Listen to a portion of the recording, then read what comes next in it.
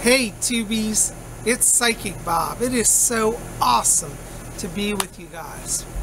Well, some of you have been writing to me saying, Psychic Bob, we love Wicca, but we don't know how to do rituals, and we don't have the proper ritual forms. Can you send us rituals? Well, you know, rituals in Wicca don't have to be so structured. You don't have to use somebody else's ritual. In fact, you can design your own. One of my favorite Wiccan authors is Scott Cunningham. And this is his book. I really recommend people read it. Wicca, A Guide for the Solitary Practitioner. One of my very first and favorite books. And even 20 years later now, I still use this book as a reference.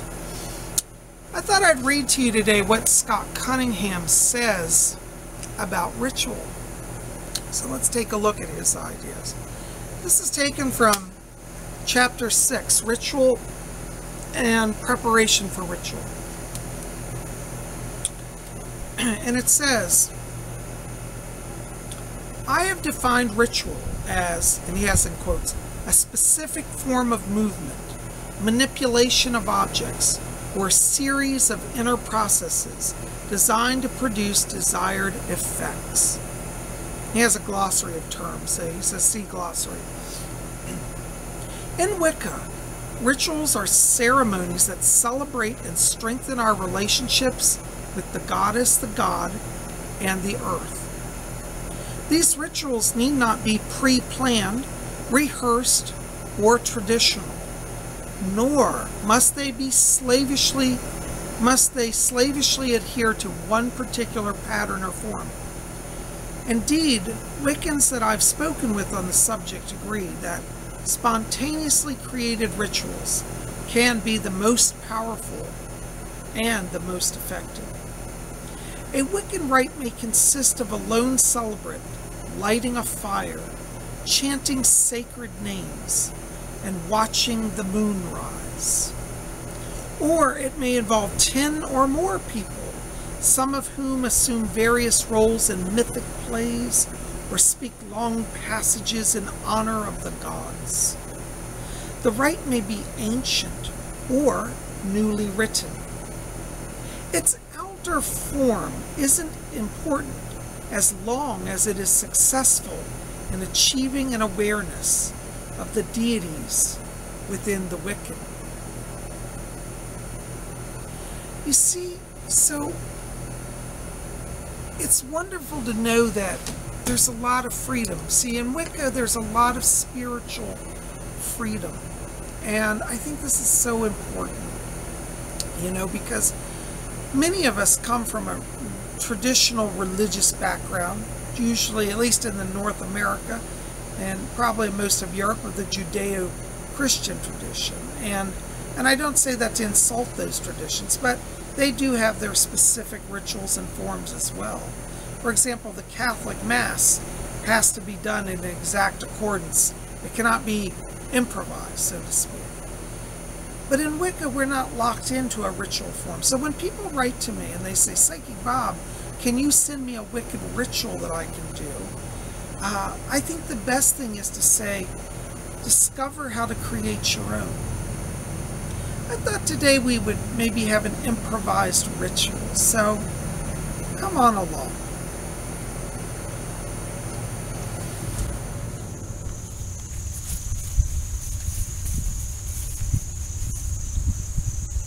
So, today I thought we would do an improvised magical rite. And like this book says, you don't have to have a lot of fancy paraphernalia. You don't have to have complex rituals. Wicca is intuitive, and it's about attuning to the earth. For today's rituals, we've got just a few simple items. One is a wand. Now, if you don't have a wand, you can use a stick off of the ground. Work with what you got. That's what I would say. I happen to have a beautiful wand that I recently acquired, and today is going to be its first ritual. The other thing that we need for this ritual are 4 rocks. And I have gathered literally 4 stones, 4 small stones, rocks, whatever you want to call them, off of the ground. And so we're going to set these at each of the quarters. So I'm facing east, so we'll put the first rock down here in the east. We're going to take the other rock here and move around. We're going to go to the south. So we'll put a rock here in the south. Then we'll move our other rock here to the west. And as you can see, we'll just drop it on the ground in the western quarter. And then our last rock will move over to the north. And we'll put it here on the ground in the western quarter. So there, now we have our 4 quarters placed. And we can now call the quarters.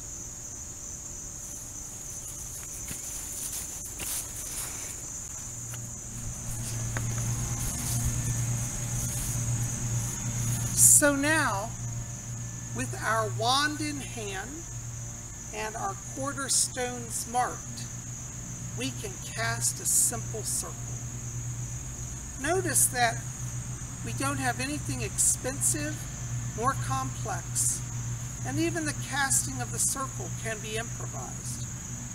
So we're going to start in the east, and I'm going to raise my wand, and I'm going to say, Guardians of the watchtowers of the east, spirits of air, we call you, we welcome you to our circle. Hail and welcome. Now we'll move to the south. We always go clockwise. Guardians of the watchtowers of the south, spirits of fire, we welcome you to our circle. We call you and invite you. Hail and welcome. And now we move to our western quarter. Guardians of the watchtowers of the west, spirits of water, we call you to our circle. Hail and welcome. And now to our northern quarter.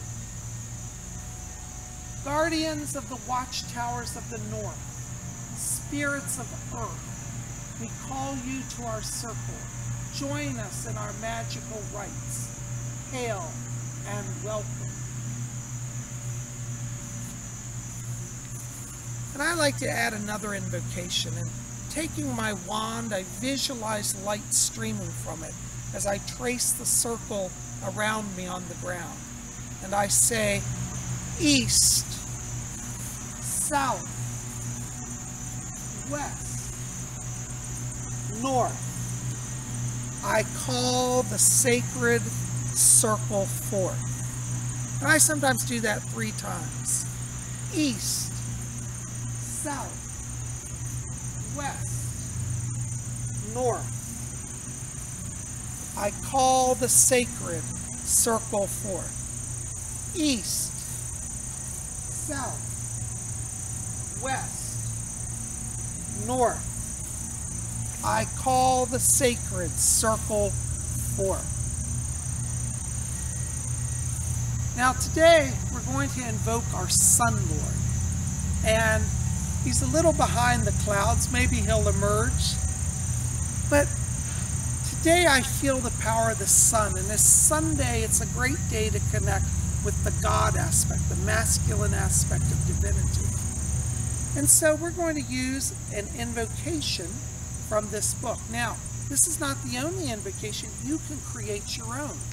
But I like this one. And for those of you who are starting, this book has plenty of invocations, prayers, and rituals to get you started.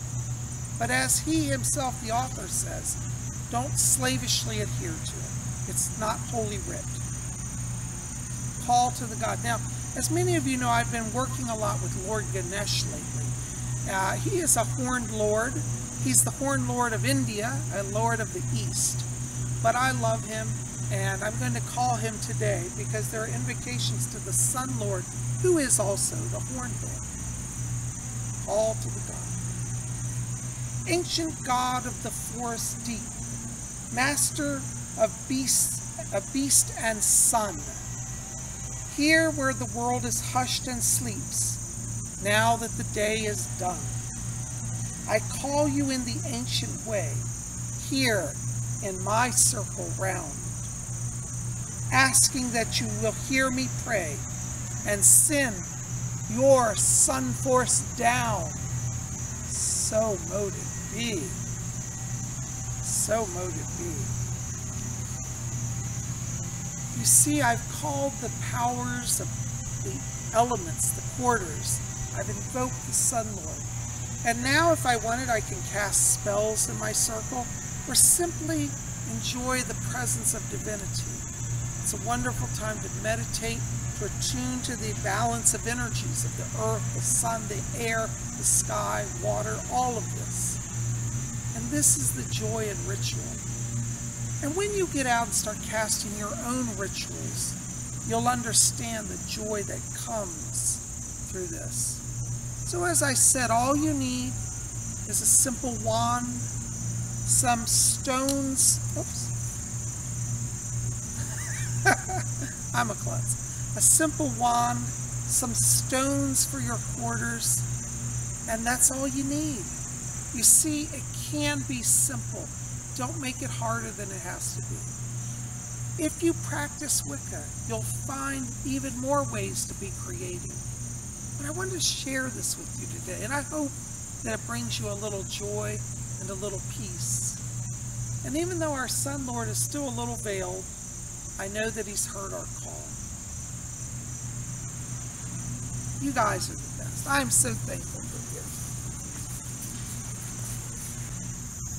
you. You know, part of Wicca is just getting out and being among the energy of the earth. You know, I'm here in this deep forest, and I love it. It's so mystical and beautiful. I can feel the vibration of the plants. You know, when you practice Wicca, you want to really develop that rapport with the Earth Mother. And so when you go to wild places, like I've never been in this forest, it opens up a new way of connecting to the great goddess and the great god. You know, up where I live in Alexandria, there's no such thing as a quiet forest because the parkland that has forest is all filled with people. But I'm down in a rural area now, and as you can see, it's rather wild. I love it. It does my Wiccan soul good to be in this environment, you see. So, you know, today I just encourage you, you know, if you're starting in the craft and all of this is new to you, you know, don't worry if you're doing it right or wrong.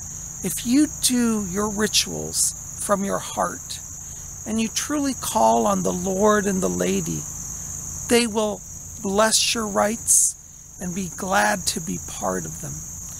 You know, we could also invite the Fae. You know, in this beautiful woodland, I keep watching to see if I see some Fae here. Fae are the fairy people, and they are found in the wild places as well.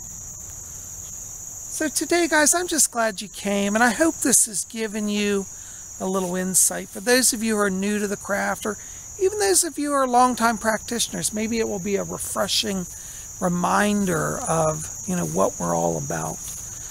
I'm so glad you guys are here, and I send you my love. By the way, if you haven't done so, like this video, favorite it, share with your friends, hit subscribe.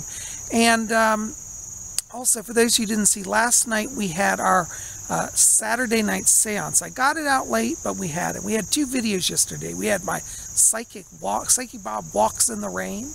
You didn't see that? That's in the queue also. And then last night, the seance. So I'm so glad you guys are here. Listen, keep it here at Spirit Channel. I'm getting bugs all over me. And we'll be back here. Tomorrow is Monday, day of the moon. We'll have something fun. I'm so glad you're here. I love you guys. We'll see you here tomorrow. And until then, may you always blessed be.